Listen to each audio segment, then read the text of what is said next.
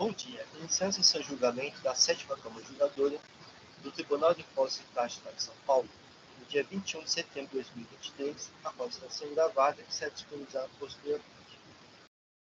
Pediria ao juiz para confirmar a presença do sistema de parte.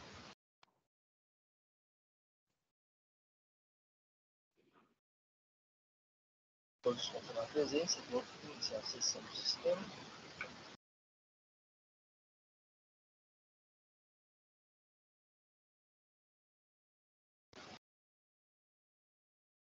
Temos 4 processos no dia de hoje. Vamos iniciar os trabalhos com os processos em que há participação oral e os papéis estão presentes. Então, vamos começar com o processo de Suzana S.A., recurso ordinário, de autor do tema Anselmo. Só um momento que eu vou fazer o registro da presença da doutora Renata.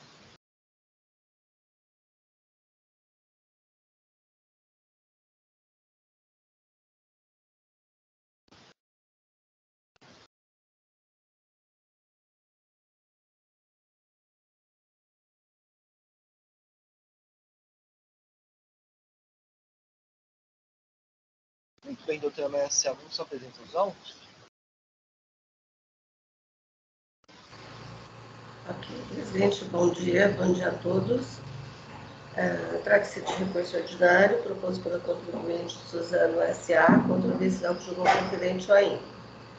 A contribuinte foi acusada da seguinte infração: emitiu nos meses de junho de 2018 a abril de 2022 notas fiscais eletrônicas do modelo 55 na saída de mercadorias relacionadas na planilha denominada Demonstrativo 1, consignando declaração falsa quanto ao estabelecimento de destino. Os documentos fiscais relacionados no referido demonstrativo foram desclassificados nos termos do artigo 184, inciso 3, combinado com o artigo 59, parágrafo 1º do item 3 do RICODES. A suposta destinatária, Smart Graphic Editora Eireli, com CNPJ número tal, teve sua inscrição estadual cassada a partir de 22 de maio de 2018, em razão da comprovação de prática de atos ilícitos com repercussão no âmbito tributário. O ato de cassação foi publicado em 30 de abril de 2021, através do processo número 20.021/02457.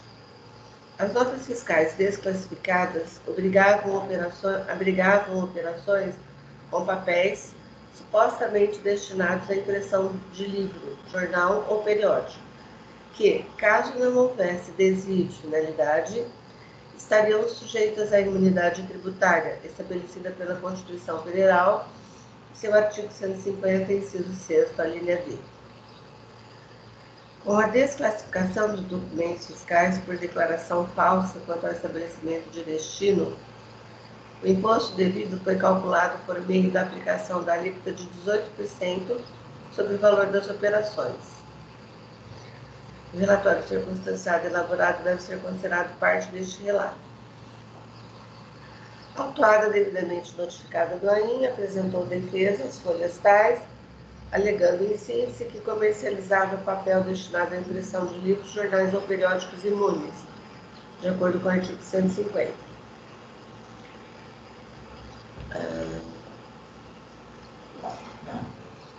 Também trata-se disso devendo conter o registro especial da Receita Federal, que trata do registro especial de controle de papel imune e credenciamento do sistema de registro de controle de operações. Alega que a cobrança é legítima, vez que não há qualquer indício ou prova de conluio ou má-fé, e foi vítima de ação criminosa. Alega boa-fé diante da veracidade das vendas realizadas, onde as comunicações juntadas pela fiscalização chegam até a comprovar que se tratam de operações efetivas e jamais simuladas.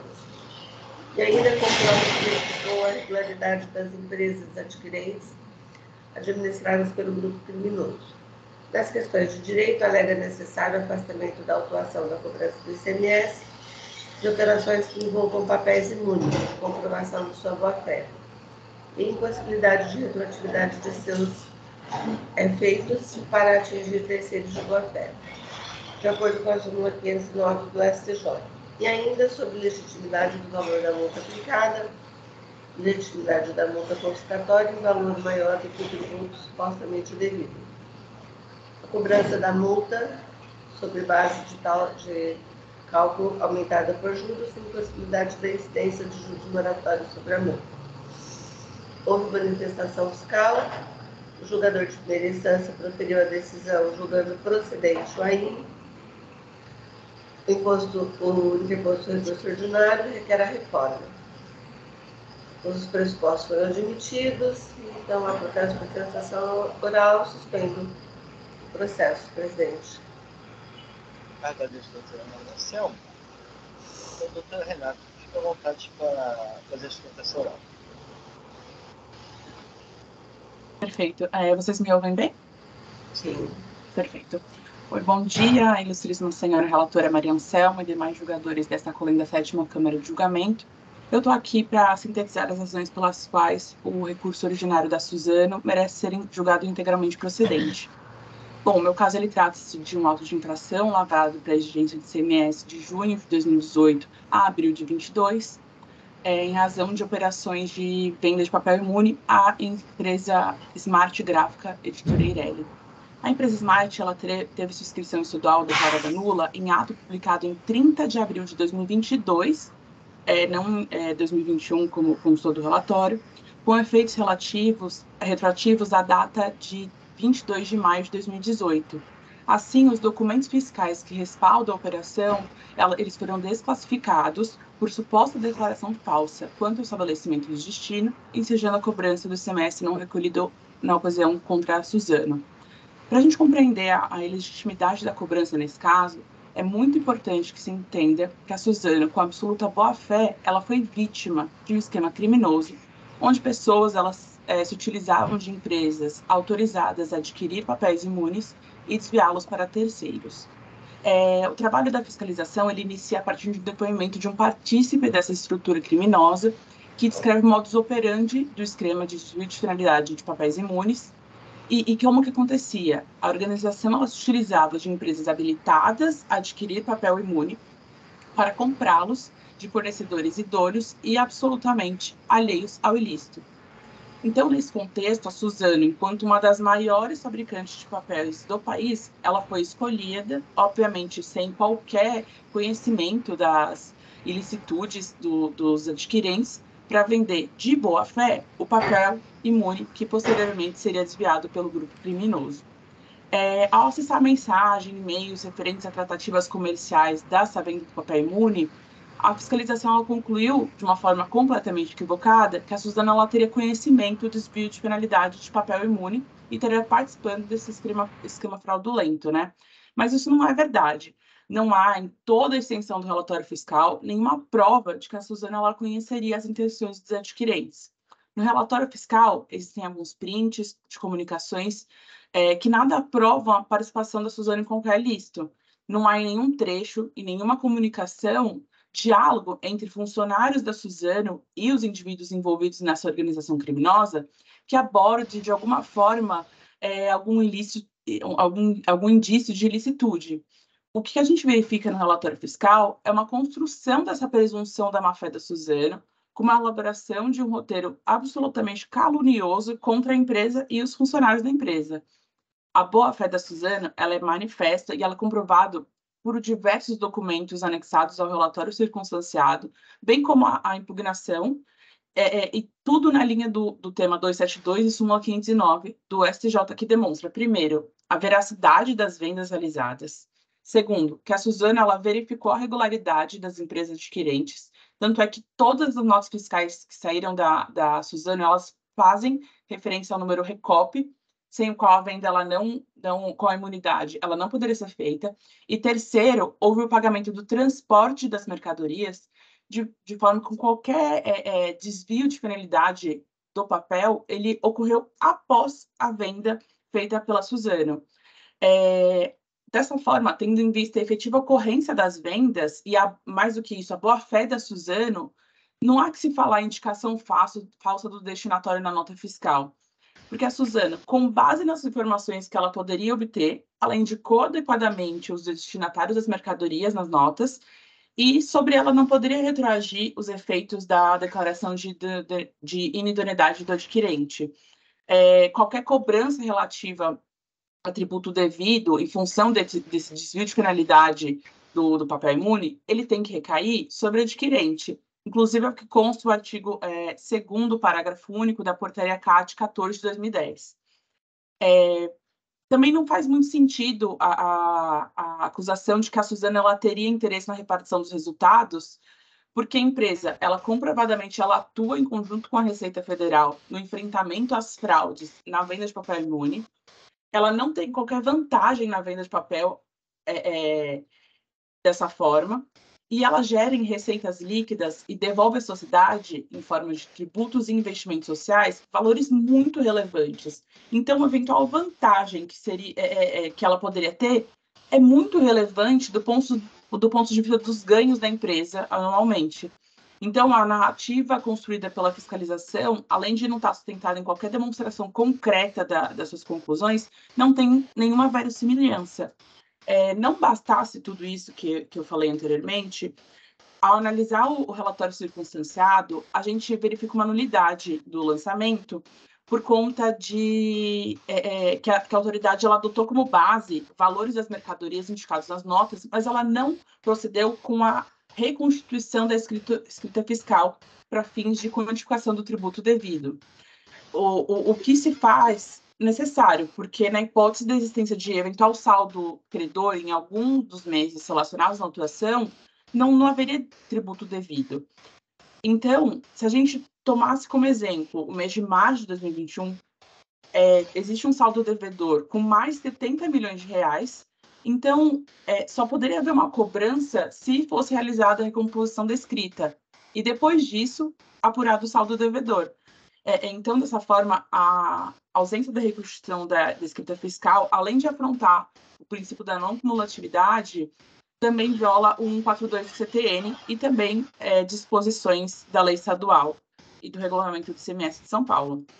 A gente entende, então, que o trabalho fiscal ele é precário, porque ele deixou de considerar créditos que estavam na contabilidade da recorrente. Dessa forma, a gente entende que essa ausência da diligência da autoridade fiscal implica na consequente invalidação da autuação que a gente está discutindo. Subsidiariamente, a gente também tem a questão do valor da multa fixada. A gente entende que é necessário aplicar o limitador do 85A da Lei Estadual 6.374 de 89, porque não houve nenhuma prova de dolo, fraude ou simulação por parte da fiscalização. Pelo contrário, a Suzano ela está nessa operação em absoluta boa-fé. A multa também ela é confiscatória, porque ela foi fixada em valor muito superior ao tributo supostamente devido. E também houve cobrança de multa sobre base de cálculo aumentada por juros moratórios, o que também não pode ser admitido pela ausência de previsão legal e, consequentemente, riscos de enriquecimento ilícito do erário estadual. São por essas decisões que a gente espera o provimento do recurso ordinário. Muito obrigada. Agradeço a doutora Renata.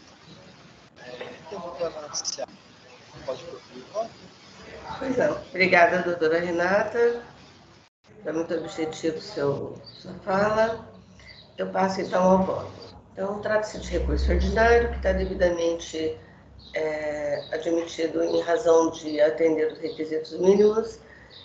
E passo, então, às razões recursais da recorrência. Conforme o relatório circunstanciado de folhas 26 e 92, informações correlatas através de busca e apreensão de documentos autorizados judicialmente, foi constatada a existência de um esquema tributário fraudulento estruturado de um grupo de empresas visando dissimular o pagamento do ICMS e assim lesar o erário.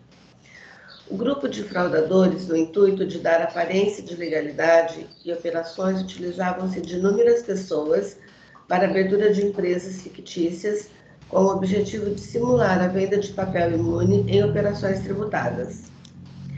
Durante a referida apuração fiscal, foi constatada a relação direta da recorrente com o esquema fraudulento, onde a mesma aparece como uma das principais fornecedoras de papel imune da fraude estruturada. Na leitura do então relatório circunstanciado, cito as folhas 72 e seguintes, podemos verificar nos e-mails trocados a comprovação de que a recorrente tinha total conhecimento e ligação com o esquema fraudulento da empresa Smart Gráfica, a qual teve sua inscrição estadual cassada após regular instauração de processo de cassação da eficácia da inscrição estadual, sob o processo número tal, constante dos autos às folhas 790 a 931, considerando inidôneos, nos termos do parágrafo 1º, artigo 18 da Portaria Caixa 95 de 2006, todos os documentos fiscais emitidos pela empresa a partir de 22 de maio de 2018. Ainda, analisando a tabela de folhas 835 a 838, verificamos assim que a hora recorrente aparece como uma das principais fornecedoras de papel imune na fraude estruturada. Continuando, em suas razões recursais, a recorrente alega que o ato de cassação de inscrição estadual jamais poderia retroagir para alcançar terceiro de boa-fé, como é o seu caso. Mais uma vez, tenho que discordar com a recorrente, uma vez que, além do reconhecimento de inidoneidade ter caráter meramente declaratório, onde a publicação da inidoneidade declara situações jurídicas já estabelecidas, ela não constitui situações jurídicas novas, pois já existia desde a emissão dos documentos. Inclusive, a retoração dos efeitos da inidoneidade está prevista no artigo 21 da Lei 6.274 e que eu transcrevo, então, aqui abaixo. Com relação à ligação de boa-fé, nos termos da súmula 509 do STJ, entendo que referida súmula não se aplica ao presente caso, uma vez que a infração ora discutida é de emissão de notas fiscais consignando declaração falsa quanto ao estabelecimento de destino. Meu entendimento neste sentido se dá pelo fato da não possibilidade de ampliação do sentido da referida súmula, para albergar outras situações tributárias que não discutem o direito a créditos do referido imposto.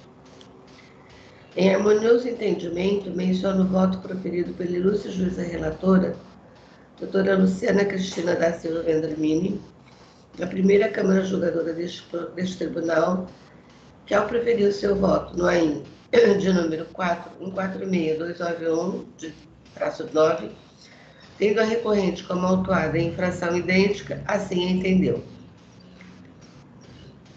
Primeiramente, tenho que não há como se conformar o caso relatado no presente AIN ao conteúdo da súmula 509. Haja vista a matéria em debate, não se subsumir a hipótese cujo entendimento foi consolidado pelo Superior Tribunal de Justiça. De fato, por não ter engendrado, a partir da arguição do alcance do princípio da não cumulatividade em controvérsia jurisprudencial específica a possibilidade de utilização dos créditos de ICMS advindos da estruturação dos documentos fiscais considerados inidôneos pelo fisco. Não há como se ampliar o sentido da súmula 509 para albergar outras infrações tributárias, aí eu grifo, que não discutem o direito a crédito do referido imposto. Aliás, e a bem da verdade, não se pode olvidar que os outros versam sobre documentos fiscais considerados inábeis, por conterem declaração falsa, emitidos pelo próprio autuante e desclassificados nos termos do artigo 184, inciso 3 do RICMES 2000, e não sobre documentos declarados inidôneos em face de terem sido emitidos por contribuinte em situação irregular perante o fisco, artigo 184, inciso 1 do RICMES 2000. Aí passando ao meu voto. No entanto, mesmo que considerássemos a aplicação da boa-fé com base na súmula 509 ao presente caso, o que, ao meu ver, não se aplicaria, entendo que a recorrente tampouco preencheria os requisitos necessários para o seu reconhecimento ante a não comprovação de pagamento e não comprovação da real entrega das mercadorias. A planilha juntada aos autos das folhas 1278 a 1302, como comprovação de pagamento das operações, ao meu entendimento, não servem como prova, uma vez elaborada de forma unilateral pela recorrente E como não foi apresentado qualquer outro documento que pudesse corroborar as informações ali constatadas, como extrato bancário, comprovante de depósito ou transferência, falhou a recorrente nessa comprovação. Já com relação à entrega das mercadorias, constou em algumas notas fiscais que as mercadorias seriam retiradas pelo cliente e em outras que o transporte ocorreria por conta da recorrente, trazendo aos autos alguns CTEs e também trazendo aos autos os canhotos de entrega das notas fiscais, conforme folhas 1099 a 1237. Porém, analisando os canhotos juntados às folhas 1099 a 1237, verifiquei que na maior parte destes sequer conseguimos identificar a suposta pessoa que recebeu as mercadorias, constando somente uma rubrica assinatura, portanto, impossível reconhecer a veracidade de tais documentos. Já os CTEs juntados não se socorrem, uma vez que não comprovam a entrega da mercadoria ao destinatário, não possuindo dados do veículo e sequer comprovante de pagamento de frete.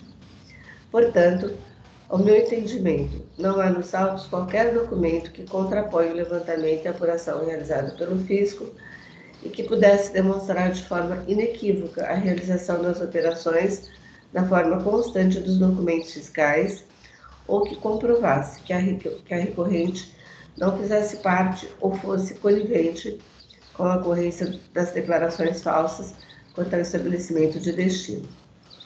Ademais, tenho que levar em consideração que as provas acusatórias constantes nos autos são tamanhas e suficientes para demonstrar e comprovar que a recorrente fazia parte da fraude estruturada. Assim, devidamente caracterizada a infração, nenhum benefício fiscal pode alcançar operações simuladas, pelo que não há que se falar na imunidade de que trata o artigo 150, letra D da Constituição. Então, eu cito o artigo 150. Com relação à alegação da recorrente de aplicação da multa deve respeitar os princípios constitucionais sob pena de caráter confiscatório, lembro que, se inconstitucional ou confiscatória, cabe somente ao fisco aplicar a lei, e não a este tribunal tal análise, na forma da Lei 13.457 de 2009. Quanto à atualização da base de cálculo da multa e aplicação de juros de mora sobre a multa, entendo que a metodologia usada está de acordo com a legislação e de acordo com o entendimento simulado deste Tribunal de Impostos e Taxas. Então, eu cito a súmula 13 de 2018.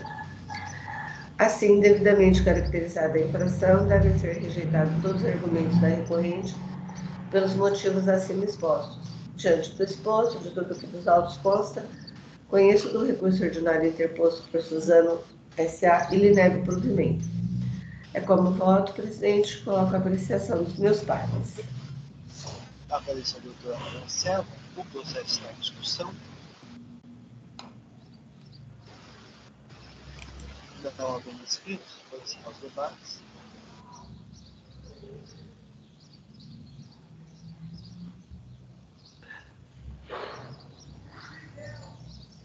Vamos lá, vou verificar o quórum de presença.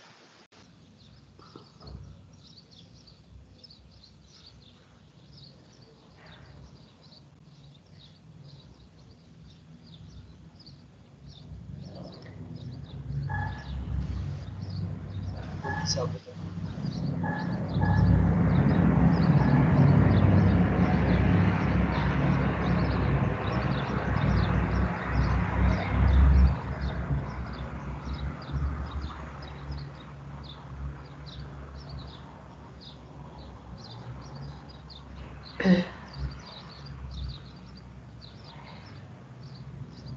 Encerrada a votação, recurso adiante de Suzana Serra foi decidido e não proibido nos termos do voto da doutora Maria Selma. Agradeço a presença da doutora Renata.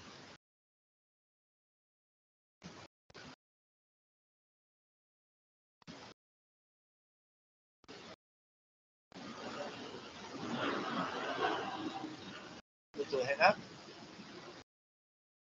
Desculpa, tá muito ruim o áudio, eu não consegui ouvir. Desculpa. Então, o recurso originário foi conhecido e não provido nos termos do voto da doutora Maria Selma. Então, agradeço a sua presença. Tá bom, muito obrigada.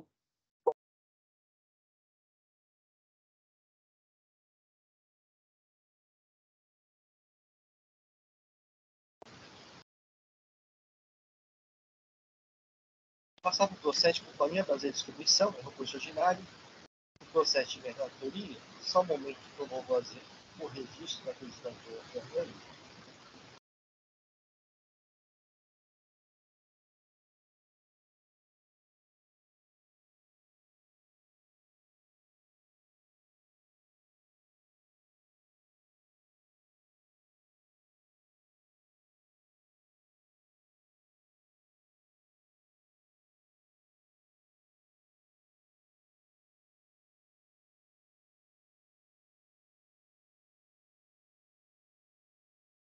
O recurso ordinário, a apuração fiscal, creditados indevidamente semestre, depois da apropriação de valores correspondente a ressarcimento sem SST das operações escrituradas no mês de março de 2019, sem que tenha sido observada a disciplina prevista por DECAT 1799, regime especial CVM 6 CVM 2007, sendo indeferida a solicitação de ressarcimento por compensação antecipada sem SST.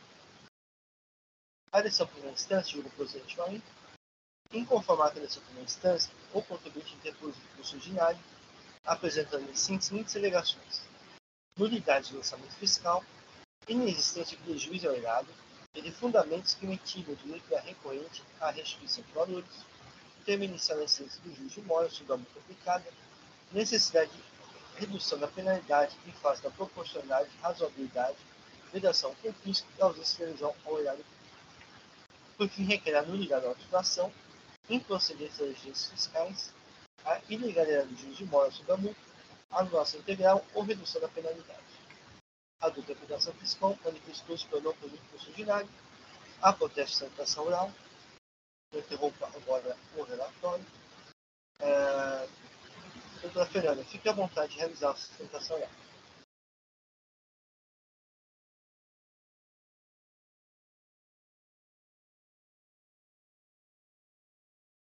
Doutora Fernanda? Peço desculpas, meu áudio estava no mudo. Ok. Bom dia, ilustríssimo relator, cumprimento os demais julgadores presentes nessa sessão. Eu gostaria de ressaltar que esse auto de infração foi lavrado em face do estabelecimento localizado em Arujá da Companhia Brasileira de Distribuição, em razão de suposto creditamento indevido.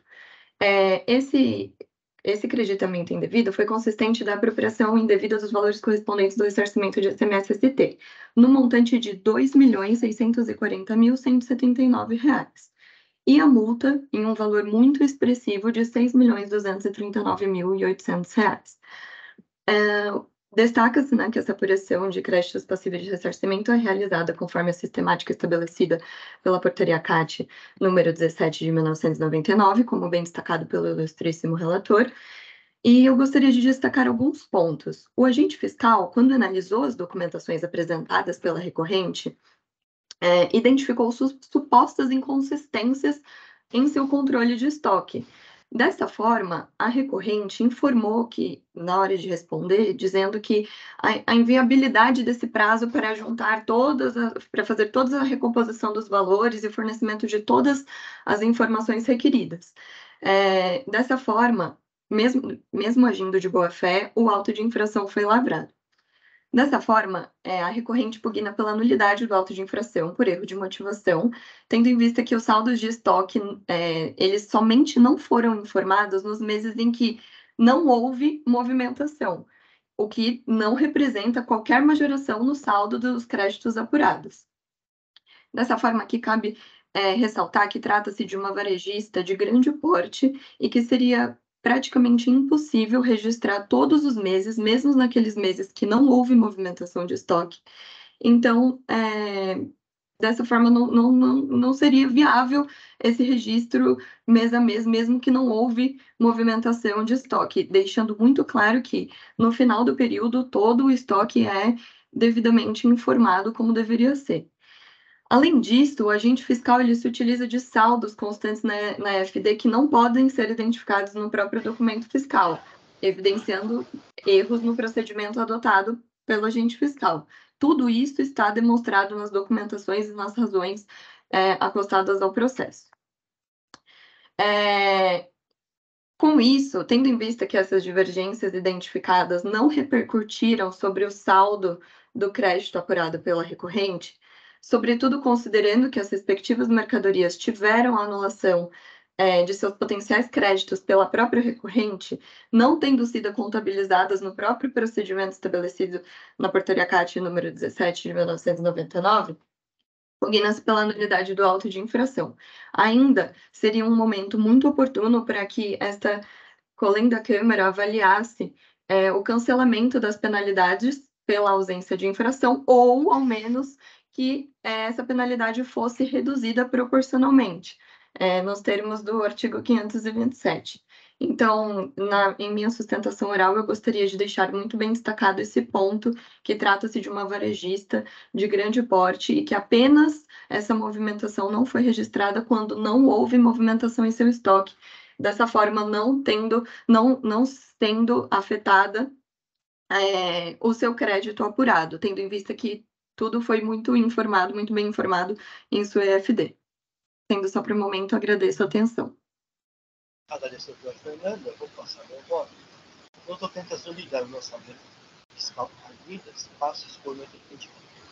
Como exposto pelo auditor atuante, pontuada é beneficiar regime especial, considerando um processo brutal para recolhimento de imposto devido por antecipação das entradas interestaduais, conforme previsto no artigo 36A do regulamento, em momento posterior à entrada da mercadoria no território paulista, podendo compensá-la com os créditos gerados pelo ressarcimento, na hipótese indicada no artigo 269, inciso 4 do regulamento de CMS.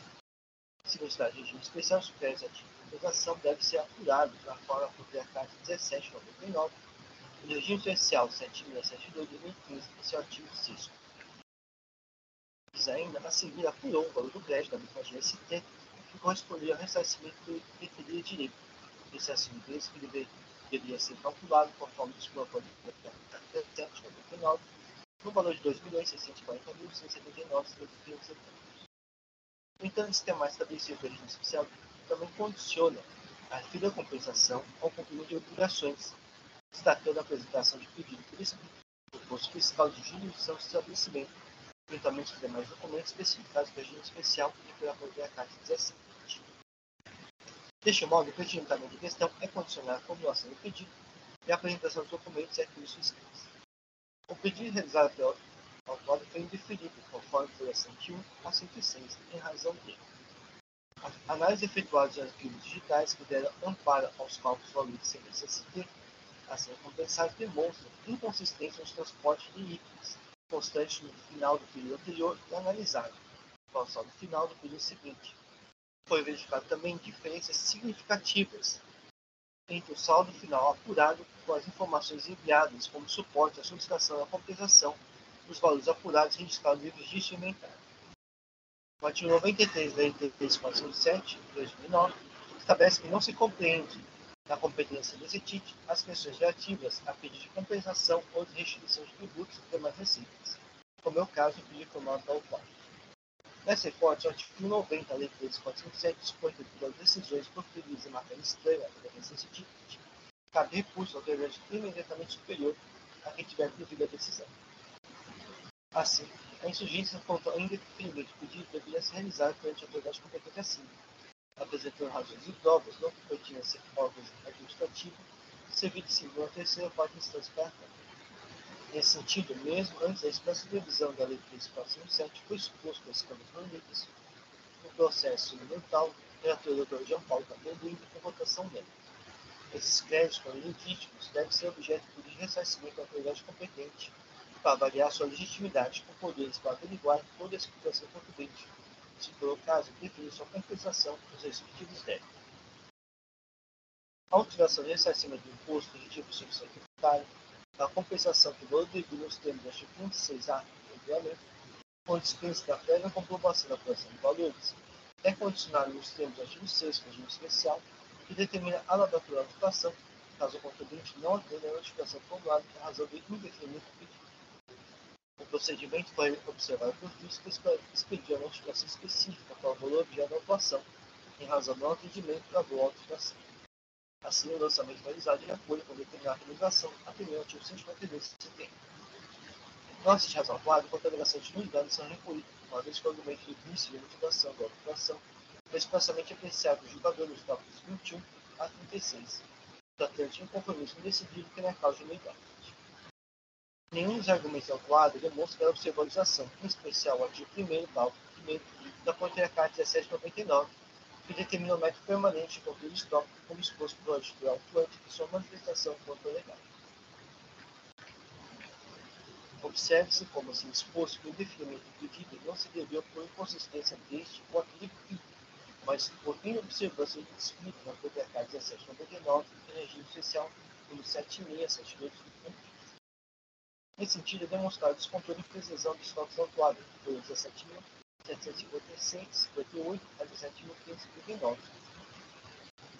Assim, os argumentos que buscam justificar com a amostragem as inconsistências apontadas pelo fisco, não próprio por portaria CAT 1799 do regime especial 7672, tenham sido observados pelo autuado. Ainda nesses pontos, o recurso repete a defesa, não trazendo contra-argumentos em relação ao sendo exposto pelo auditor autuante.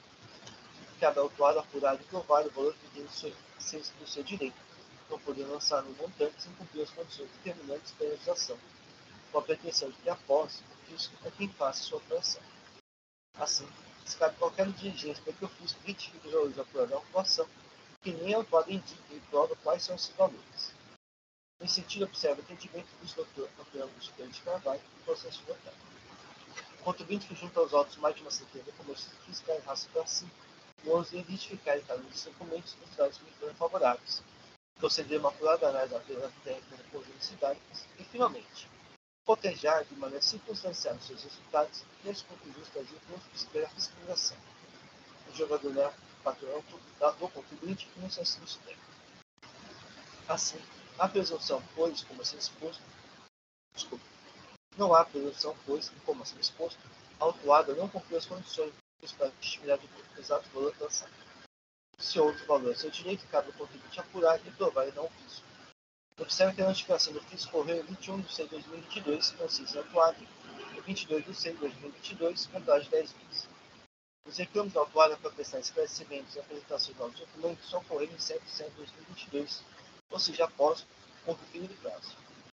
Ainda, a autuação ocorreu em 10 de 8 de 2022, ou seja, após o prazo de 30 dias para recurso do indeferimento pedido, como previsto no artigo 90 da Lei 13.407. Por fim, como assim exposto, a autuada não trouxe provas de que tinha direito ao valor lançado e nem traz apuração em prova de que teria direito, ao menos, ao outro valor. Assim, a autuada tinha os prazos determinados por legislação para contestar indeferimento durante a autoridade competente, não proceder com os reclamos da autuada. Estágio não apoia as alegações de nulidade do lançamento fiscal. Relativamente à alegação de inexistência do prejuízo erário e de fundamentos que mitigam o recorrente à justiça de valores não assistir razão à recorrente. Ela é recorrente que, abraço, foi autuada por mera compensação, por suposta compensação indevida do crédito recebido do PST por débito de imposto, identificado em razão das diferenças entre o saldo de estoque registrado em fevereiro e março de 2019. Como bem explanado pelo auditor autuante, a autuação depende não de das condições previstas no artigo social do Código Signatário e dos termos da portaria CAT 1799. A portaria CAT 1799 aplica-se a todo contribuinte no padrão de instituição contra atividade recorrente. Assim, ela deve observar e não adaptar de acordo com o seu entendimento signatário. Como já exposto no termo desse voto, que define o pedido não se deveu por inconsistência deste entendimento, mas por observância do descrito na portaria CAT 17 no Tribunal do Regime Especial 7672. De 2015, o litígio não tem competência para reapreciar o pedido de compensação ou a restituição que possui na terceira. Ademais, a alegação de que não houve qualquer impacto no saldo devedor utilizado pela recorrente não procede, pois o saldo de estoque deve ser informado para o devido controle, sem o qual não há confiabilidade das informações. Assim, a responsabilidade de apurar e aprovar do direito é da autuada no fisco ou do julgador, como já exposto no primeiro desse voto, procurando o contribuinte apresentar documentos amplos e consistentes e pretender que o fisco ou o julgador faça aquilo que essa não fez. Então, observe normalmente o entendimento do doutor Antônio Augusto Pereira de Carvalho. Quanto à matéria, bem expôs o auditor autuante. Observando que, em toda a argumentação depois, a deferente não se utilizou como argumento de suporte ou dispositivos legais únicos aplicáveis. Portaria CAT 1799 e Regime Especial 7672, além dos artigos pontuais sobre execução tributária do regulamento do ICMS, fazendo sempre intensificações paralelas e alheias à situação apresentada. Na sistemática prevista na legislação para apuração de restituição ou comprometimento desse tempo, o controle de estoques de primordial importância, uma vez que a inconsistência verificada da quantidade impacta diretamente o valor da base de cálculo referencial. Neste contexto, o saldo inicial correspondente ao remanescente de estoque do ano imediatamente anterior ao das reclamações e deve ser informado, ainda que não tenha havido movimentação mercadoria pelas informações, de modo a assegurar a continuidade dessa informação nos termos subidos em 7.32 do manual de limitação, anexo ao PPA 17. Não se tratou de arquivamento de valor do texto, artigo 146 CPM, pois o conjunto exigido está bem definido, ou seja, o valor exato, indevidamente acreditado pela autor. Novamente, como expulso de anos e volta a notificação do fisco ocorrida em 21 de setembro de 2022, consciência autuada 22 de setembro de 2022, conforme 10 dias. Os recursos autuados para prestar esclarecimentos de apresentação dos documentos ocorrem em 7 de setembro de 2022, ou seja, após o fim do prazo, sem nada oferecer, ou em nem solicitar qualquer prazo para vencimento. Pelo contrário, pretende ficar à espera que o fisco faça nova intimação sobre as razões de indeferimento do pedido que já constaram expressa da primeira notificação. Ainda a autuação ocorreu em 10 de julho de 2022, ou seja, após o prazo de 30 dias para recurso pelo indeferimento do pedido, como previsto no artigo 90 da Lei 347. O autor discurso. Ora, a autora considerou em si o prazo concedido para atendimento da notificação, e pode determinar que o artigo 6º do Código Civil alinhado de especial, porém não considerou a hipótese de solicitar uma extensão de prazo que seja justificado de recusar o serviço concedido, observando o alegado princípio da justificação da defesa dos princípios artigo 55 do artigo 5º da Constituição Federal, inciso 2, artigo 2º, da Lei Complementar 9.3/2009. Não fez assim, como não fez diante do desenho de outros processos, cuja demanda que é a mesma, apesar dessa oportunidade, demonstrando seu interesse pelo estudo do trabalho realizado. De modo a dizer, assim, a própria produção proibiu do exato valor apurado não foi provado. Se outro valor devido, cabe ao atuado apurar e provar que o risco de ser voto não ficar desqualificado em todo por base em amostragem, como visto no processo. No processo de ligação da exercício de aliado, o atuado lançou contra o fisco do lançou contra a Câmara Estadual o valor do crédito, sendo de bem das condições de especificação para que pudesse ser provado por seus direitos. Quando citados, não foi controlado. Quanto a alegações sobre o tenencial do princípio em juízo de mora, digamos, aplicada não se razão recorrente. Que vai ser delegada, a matéria foi expressamente implementada, a federação recolheu os seus tópicos 41 a 42. A matéria é ativa a atualização de cálculo das multas, também pensar que absoluto para o conforme da força júri, no julgamento do processo da T12, 10, 33, 29 de 2011, na Câmara Superior deste tipo, que prescreveu como morrer. Assim, o juiz de juízo de auto-infração são os incidentes cuja taxa de infração e a data da partida, regulados pelo artigo 1, artigo 15, lei 674, que não se confundem com o juiz de incidente após a sua partida, caso não haja regular recolhimento previsto outro título da lei 674, inciso 2, artigo 95. Por fim, a duração mais calculamente está facilitamente distinta de poder assumir a crise. Relativamente à prioridade da associação recorrente, a matéria está classificada como superior, no sentido de dar ao jurisprudência de duas decisões como superior. O artigo 97A do regulamento é inaplicável aos limites altos, uma vez que a agência do imposto de poder definitivo objetivo a sua aplicação, independentemente do dólar da discriminação, conforme fosse a parte. No sentido também criar uma jurisprudência como superior, no sentido desse entendimento exposto. Então, destaque que não foi a aplicação recorrente, e finalizando meu voto com isso e nego todo o utilidade. Assim por favor. Só um momento que eu vou dar esse registro do voto.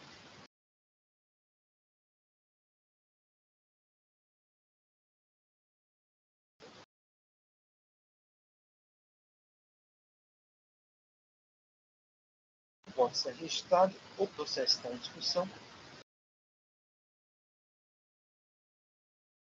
Não havendo inscritos, vou encerrar os debates. Vou verificar o quórum de presença.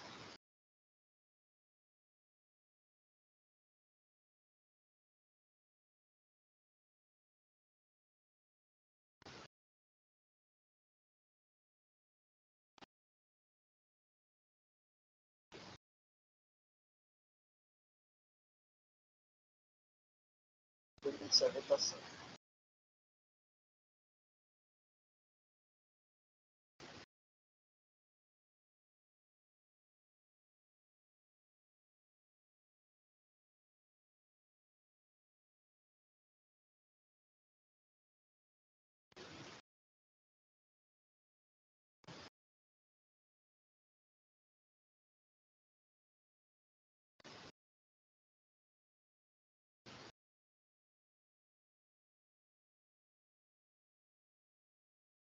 Iniciada a votação, o recurso originário de Companhia Brasileira de Distribuição foi conhecido e não provido nos termos do meu voto.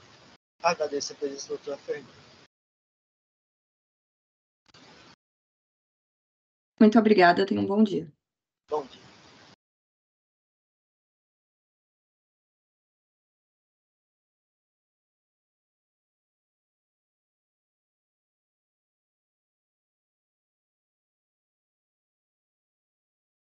Passar por processo de construtores Caraguaçu, recurso originário, relatoria do doutora Anselma e vista do doutor Alexandre.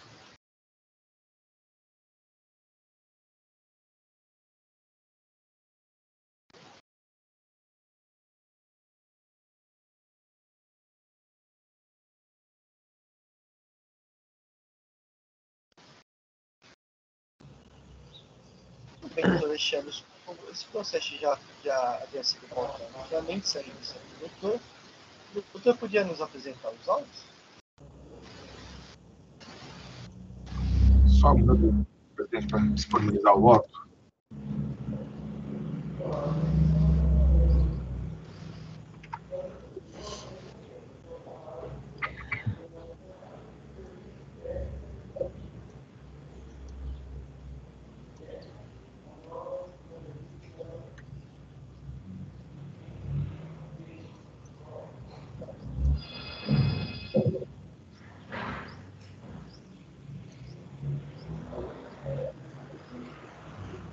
E eu creio que já está disponível.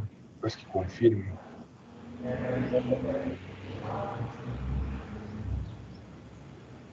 Já está sim, doutor Alexandre. Tá, né? Bom dia, presidente. Bom dia, demais colegas, os advogados.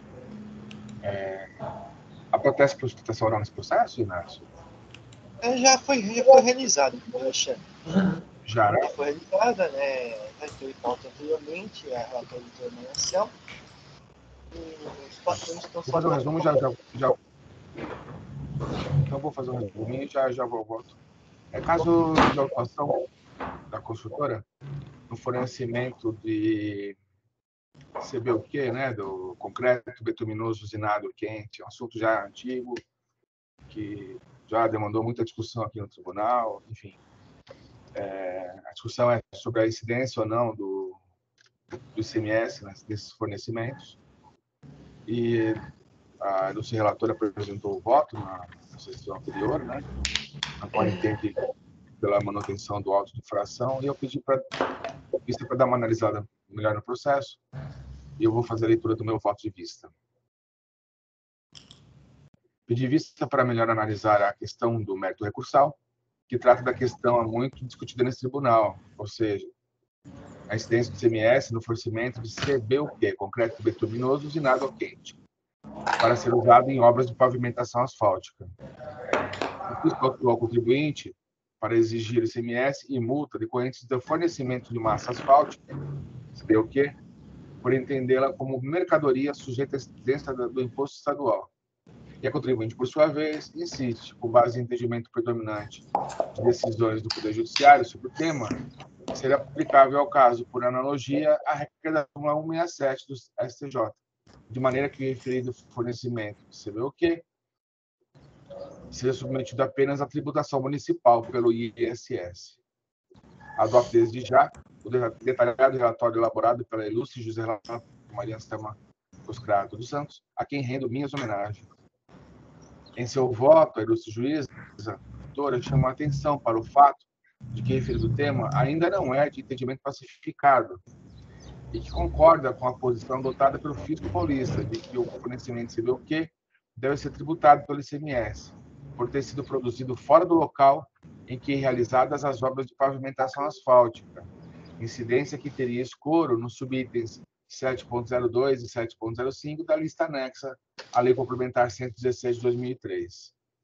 Este, inclusive, é o entendimento majoritário adotado pela Câmara Superior deste Tribunal em inúmeros casos análogos ao presente, conforme demonstrado pela ilustre juíza relatora ao indicar trecho do voto proferido pelo juiz Valério Pimenta de Moraes no julgamento do auto fração 4.002.692, dígito 9. Há ainda decisão recente, datada de 16 de março de 2023, também da Câmara Superior desse Tribunal, proferida em análise de recursos da Fazenda do Estado e também do contribuinte, nos autos da auto-fração 4127.451, cuja relatoria coube a ilustre juíza Cassandra Peixoto, que realizou análise com detalhes da acusação fiscal idêntica presente. Decisão na qual entendo por bem transcrever trechos para fins de melhor análise. Eu só vou ler os trechos que estão grifados aqui. Quanto ao mérito, decido conforme recente posicionamento dessa Câmara Superior, no julgamento do processo tal, em 15 de 12 de 2015 ainda, que analisou a presente questão em mesma situação fática, sagrando-se vencedor o ilustre doutor Paulo Gonçalves da Costa Júnior, cujos fundamentos e razões passo a adotar em verbis. Esse voto, inclusive, foi proferido pelo nosso presidente, doutor Inácio. E aí ele faz referência ao voto do Dr. Paulo. Diz lá o Dr. Paulo. Quanto ao mérito, todavia, considero que incide o ICMS sobre as operações com concreto betuminoso destinado a quente, você vê o quê? Ou massa asfáltica.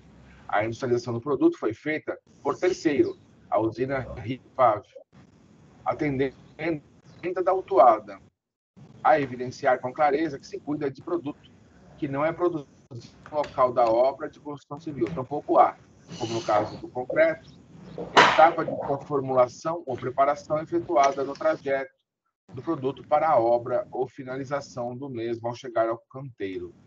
Diferentemente, no caso da massa asfáltica, o produto é elaborado integralmente fora do local da obra e, mais, por terceiros, a usina, a quem foi encomendada a produção, devendo apenas manter-se a respectiva temperatura no transporte até a obra.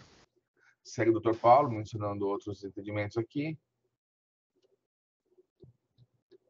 E ele dá provimento ao recurso da Fazenda Pública para estabelecer a auto-infração. Eu volto ao meu voto. Como visto, a recente decisão pela Câmara Superior desse Tribunal decidiu pela incidência do CMS no fornecimento de CBOQ, concreto betuminoso usinado a quente, com fundamento em caso cujas particularidades se mostravam, de certa maneira, diferentes das que são tratadas no presente caso, pois, nas palavras do ilustre juiz Paulo Gonçalves da Costa Júnior, naquele caso, a industrialização do produto foi feita por terceiro, atendendo a encomenda da autuada. Diferentemente, no caso da massa asfáltica, o produto é elaborado inteiramente fora do local. E, mais por terceiros, a usina a quem foi encomendada a produção. Produzida pela usina a quem foi encomendada a produção. Seguindo meu voto. Penso tratar-se de situação diversa da que foi constatada no presente caso, pois aqui a autuada informa em suas razões recursais ter sido ela mesma a responsável por realizar o preparo, usinagem, do CBOQ, concreto betuminoso usinado a quente, que foi fornecido a seus clientes, sem tê-lo adquirido de terceiros. Vejamos, aqui eu faço referência à descrição no voto do recurso, no recurso, das ações do recurso ordinário, onde a contribuinte confirma que ela é a responsável pela usinagem do CBOQ, e não adquire de terceiros. Eu vou ao meu voto novamente. Ademais, é certo que outros tantos argumentos também são levados em consideração pelos órgãos de julgamento da Secretaria da Fazenda do Estado de São Paulo para concluir a tributação estadual do fornecimento do CBOQ, posição que, de fato, não vem sendo adotada pelos órgãos de julgamento do Poder Judiciário paulista, pois, em rápida consulta feita sobre o tema, é possível encontrar inúmeras decisões, recentes e antigas, decidindo pela incidência do tributo municipal em casos análogos ao presente, conformemente as decisões proferidas pela primeira, segunda, terceira, quarta, quinta, sexta, oitava, nona, 10ª e 12ª Câmaras de Direito Público do Tribunal de Justiça do Estado de São Paulo, a seguir parcialmente transcritas. Eu transcrevo todos aqui, mas eu vou ler só um uma ou outra para demonstrar que se trata da mesma situação. Apelação e reexame é necessário, ação anulatória de auto-infração e imposição de multa, aí referente à tributação por ICMS de massa asfáltica denominada CBUQ, concreto bituminoso usinado a quente, utilizado em serviço de pavimentação por empresa de construção civil. Entendimento jurisprudencial no sentido de que tal bem não configura mercadoria, mas está inserido no serviço a ser tributado mediante ISS, julgamento de 2018. Tenho aqui outra referência à linha grave de instrumento, onde foi deferido liminar sem depósito, inclusive. Acho que é esse. Agravo de instrumento, ação anulatória de débito fiscal, ICMS sobre CBUQ, deferimento da tutela de urgência em primeiro grau, condicionado a depósito do montante integral devido, dispensa do depósito admitida em hipóteses excepcionais, que se evidencia no caso concreto. Jurisprudência dessa Corte, súmula STJ 167, no sentido de não incidir ICMS sobre CBUQ, suspensão da exigibilidade do crédito tributário deferida, recurso provido para esse fim. E as outras decisões todas também elas vão todas no mesmo sentido. Volto ao meu voto. Como visto, rápida consulta aos excertos de jurisprudência do Tribunal de Justiça do Estado de São Paulo, acima transcritos, provenientes de decisões proferidas no período de 2007 a 2023, demonstra que o posicionamento da Corte Paulista sobre o assunto, no que se refere à tributação do CBUQ pelo ISSQN e não pelo ICMS, se mostra consolidada e inalterada, que leva a concluir que autuações fiscais como a presente, quando mantidas, são canceladas pelo Poder Judiciário, gerando ao erário paulista o ônus de ter que arcar, inclusive, com o pagamento de verbas de sucumbência. Assim, rogando vênia a entendimentos diversos sobre o tema, com todo respeito, ouso divergir do voto apresentado pela ilustre juíza relatora para propor que seja cancelada a acusação fiscal do item 1 e o faço de acordo com o norte já estabelecido pela jurisprudência consolidada do Poder Judiciário Paulista sobre o tema, qual seja, de não incidência das ressalvas contidas do subitem 7.02 e 7.05 da lista anexa à Lei Complementar 116, nas operações de fornecimento de massa asfáltica, CBUQ, em razão de ser aplicável ao caso, por analogia, o teor da súmula 167 do STJ. Tendo em vista a proposta de cancelamento integral da acusação fiscal, deixo de analisar as demais matérias recursais. Nesses termos, conheço e dou provimento ao recurso ordinário da contribuinte para cancelar a exigência fiscal do item 1, por entender que se trata de situação fática sujeita à tributação do ISSQN e não pelo ICMS, como entendeu a AFR autuante.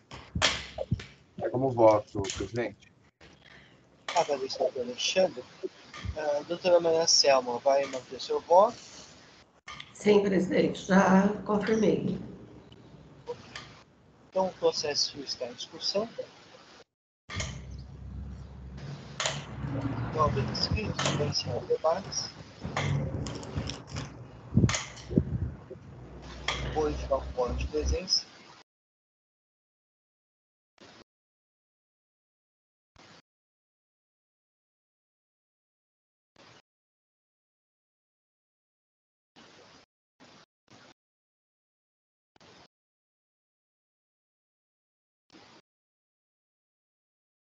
Vou iniciar a votação.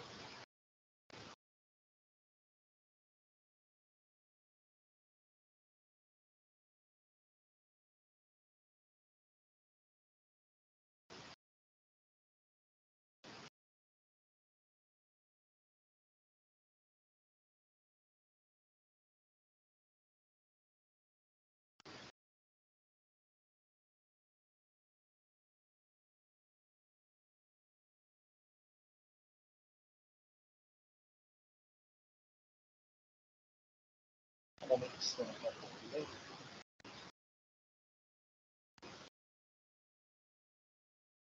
Muito bem, iniciada a votação. Peço pena do doutor Alexandre, não obstante seu respeitável entendimento, eu acompanho a doutora Maria Selma. Então, por votação de 3 votos contra o doutor Alexandre, para prevalecer o voto da doutora Maria Selma, então, um recurso ordinário de consultores Caraguaçu foi conhecido e não provido. Agradeço a presença dos patrões.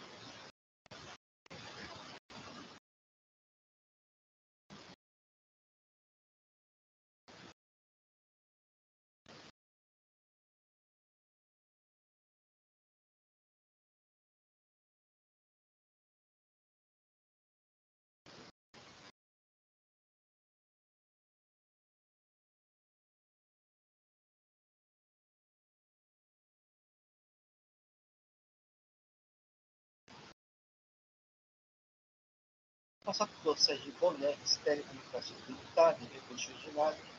Relatoria do Dr. Paulo Macedo.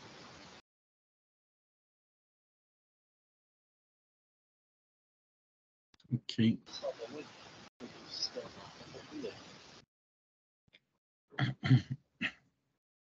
Presidente, eu vou pedir para você liberar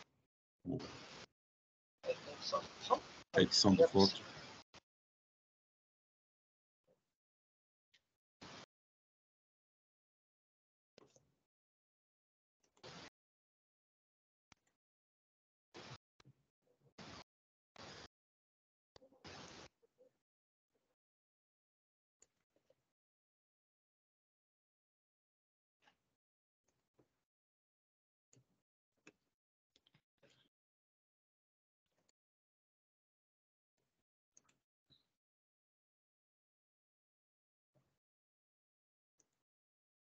Pronto, já registrei. Eu vou passar a leitura do voto. Tem um patrono acompanhando, correto? Sim. Não vai fazer sustentação oral ou? Não há pedido, ainda a doutora Amanda, a doutora Henrique, se faziam sustentação oral.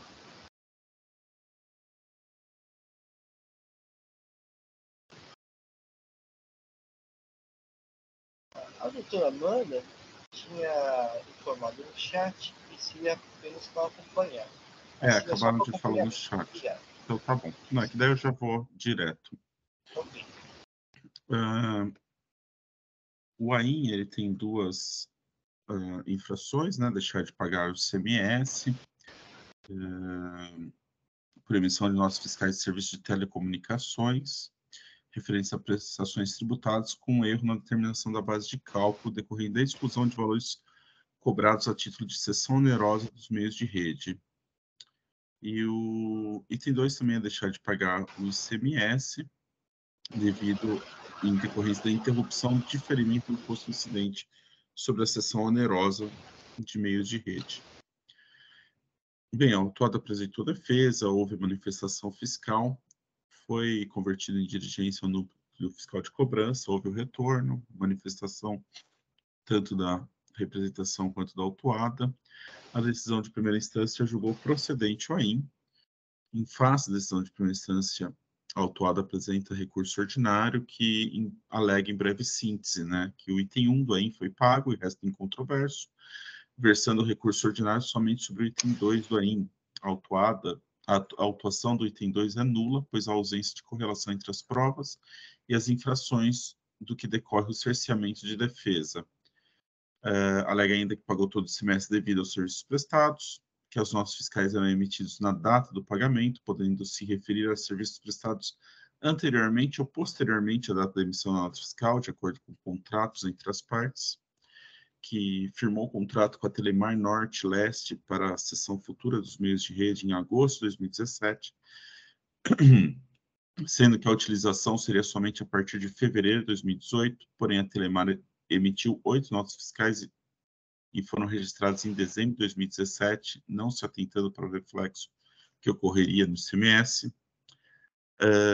As notas fiscais da Telemar devem ser retiradas da referência de dezembro de 2017, o que eliminaria as diferenças apontadas pelo fisco. A nota fiscal 17 da Oi Telemar Norte-Leste, de outubro de 2016, refere-se a serviços prestados nessa data, porém foi objeto de contestação e paga em janeiro de 2017, data que foi registrada, sendo assim, deveria ser excluída da apuração de janeiro de 2017, que duas notas fiscais da Algar foram emitidas em junho e julho de 2017, porém, por não darem direito ao crédito, entende que poderia registrar ambos os documentos em julho de 2017. Que a nota fiscal 86967, de 3 de julho de 2017, deve ser excluída de julho de 2017, considerada em junho de 2017. Alega ainda que a inaplicabilidade da portaria CAT 12/2011, pois não houve interrupção do deferimento, e que deve ser aplicada a Lei 1320 de 2018. A representação fiscal apresentou suas contrarrazões, os autos foram distribuídos para minha relatoria. Passo, então, ao voto em si. frente, cabe destacar que a autuada realizou o pagamento do item 1 do AIM conforme manifestação no núcleo fiscal de cobrança do TRTC-2. Dessa forma, somente sobre o item 2 do AIM. Preliminarmente, a autuada alega que houve cerceamento de defesa, pois a ausência de correlação entre as provas e as infrações. Tal alegação não merece prosperar. A auditora fiscal autuante fez longo relatório circunstanciado e notificações ao contribuinte, indicando as infrações e as provas. Apresentou os demonstrativos 2A, 2B e 2C que constituem as provas, sendo que tais demonstrativos foram elaborados com base nos documentos elaborados pela própria autuada, em específico suas GIAs, EFDs e NFSTs. Assim, não cabe alegação de cerceamento de defesa, pois as provas constam dos autos,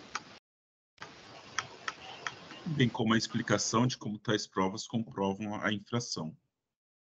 Ademais, a autuada apresentou a defesa indicando, inclusive, notas fiscais que supostamente deveriam ser excluídas dos períodos autuados, ou seja, ela foi capaz de identificar as notas fiscais que geraram as diferenças apontadas pela fiscalização.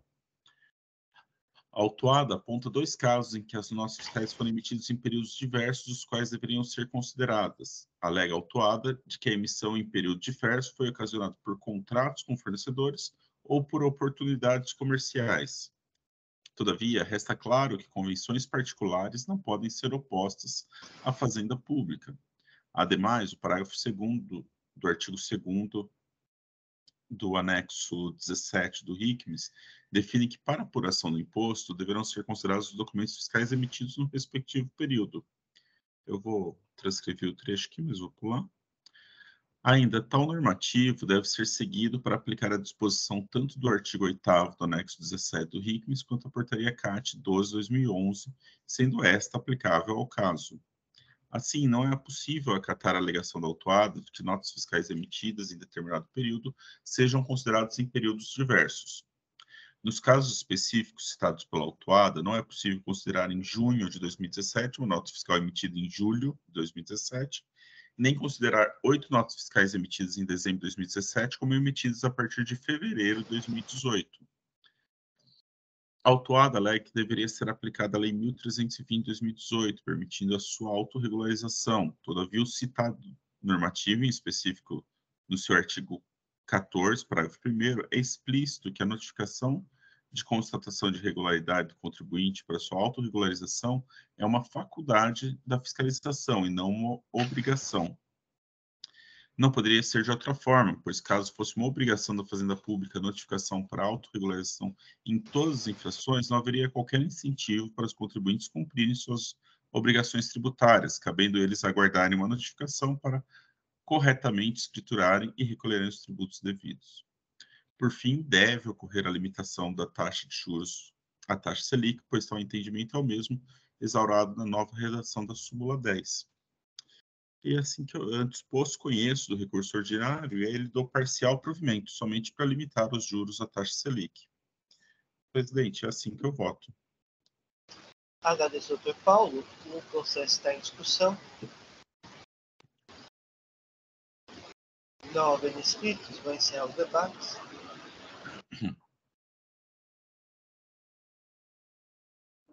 Vou verificar o quórum de presença.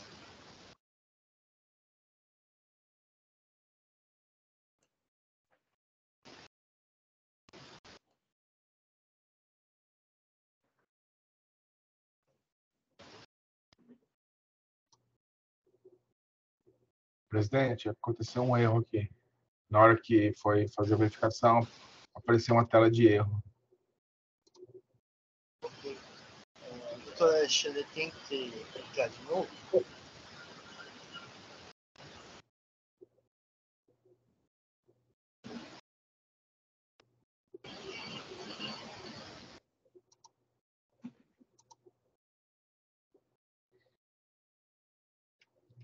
Agora sim.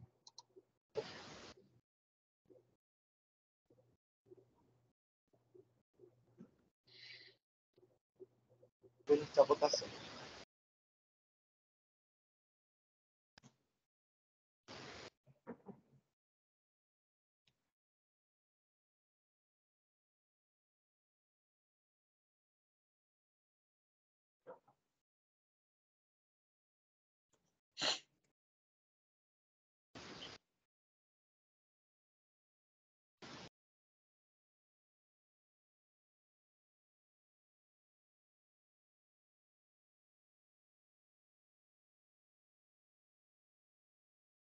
Cancelada a votação, o recurso já ordinário de Conex Telecomunicações Limitada foi conhecido e parcialmente provido nos termos do voto do Dr. Paulo Maciel.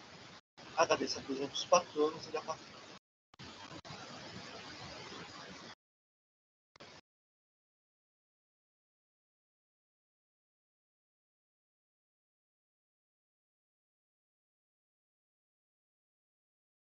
Bem, com isso encerramos o processo do dia de hoje. Agradeço a presença de todos e encerro a sessão de julgamento dessa 7ª Câmara de Julgadores do Tribunal de Impostos do Estado de São Paulo, dia 21 de setembro de 2023. Pedir após o voto, encerrar a gravação.